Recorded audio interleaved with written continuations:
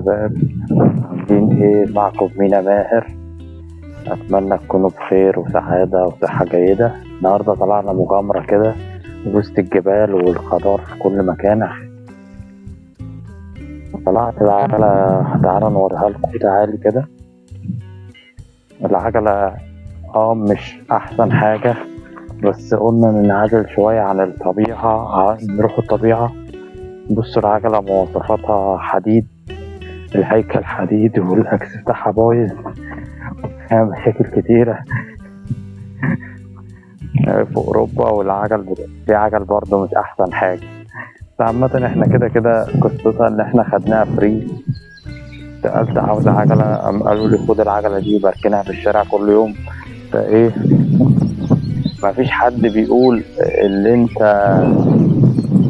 يعني. سألت عاوز عجلة، قالوا لي خد العجلة دي. سألت في الفندق، قلت لهم طب في حاجة ممكن أدفعها؟ لا، قالوا لي خدها استعملها، بتتركن في الشارع كل يوم، ولا بتتربط ولا اي حاجه، ولا بتتسرق ولا حد بيسرقها. وسبتها، رحت بيها كذا مكان ومعايا قفل في الشنطه، بكنسل اربطها واسيبها بالساعه والساعتين، برجع الاقيها في نفس المكان، مش ما بتتسرقش يعني.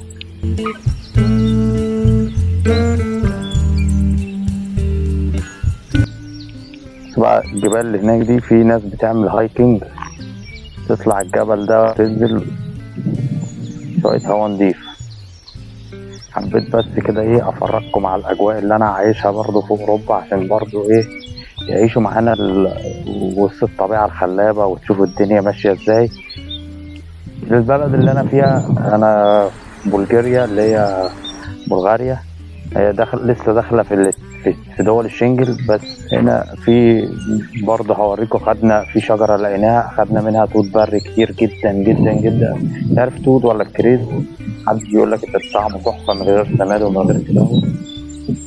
طول ما انت ماشي في انحاء بلغاريا الطبيعة خلابة. وهنا بيهتموا بالعجل اللي هو الفول سسبنشن اكتر، لان الطرق مش ممهدة.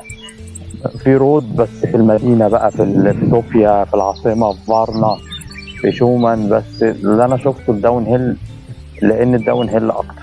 تمام، عايزين اشتراكات في القناة وتشيروا الفيديو.